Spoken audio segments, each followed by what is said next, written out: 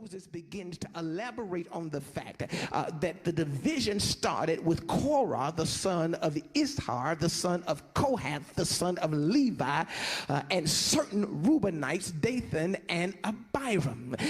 Y'all need to understand how this thing jumps off. Here's how it jumps off. Korah is, as the text says, he is a Levite himself, which means he is from the same tribe as Moses. By the time they get to this place on the perimeter of promise, it is unearthed, it is revealed that Korah, listen to this, he is amongst the people, but he ain't covered. For the word Korah means bald. He is connected, but he ain't covered. And you have to be careful of people who are connected but aren't covered.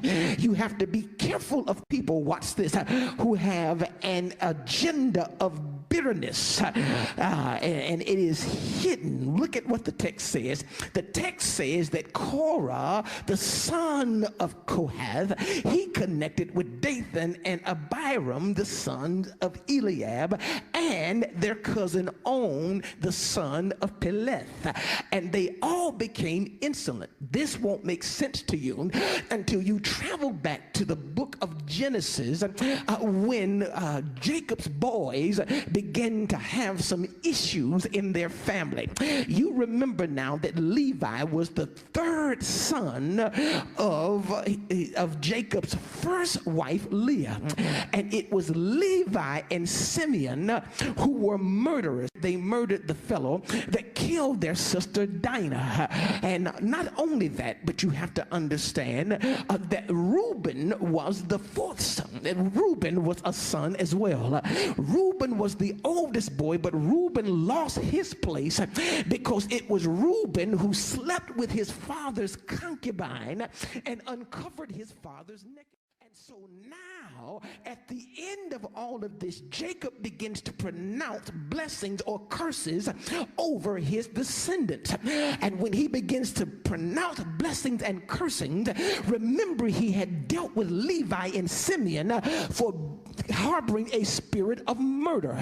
And now Reuben has been rejected. And because Reuben has been rejected, he has been moved from first place to fourth. And Judah has been moved from fourth place to first.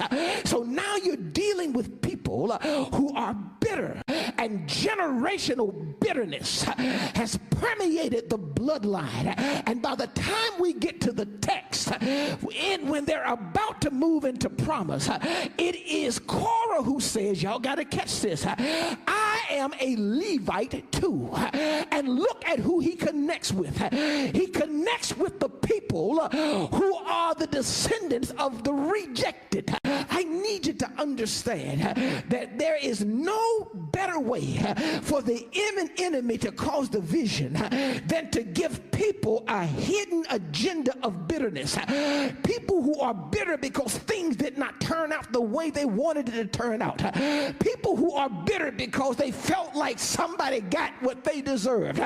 People who are bitter because they feel like they should be somewhere where somebody else is. And can I help you to understand, my brothers and my sisters, that as we move forward, if we don't learn how to identify and distance ourselves from people who have agendas of bitterness, we will find ourselves missing out on what God has for us.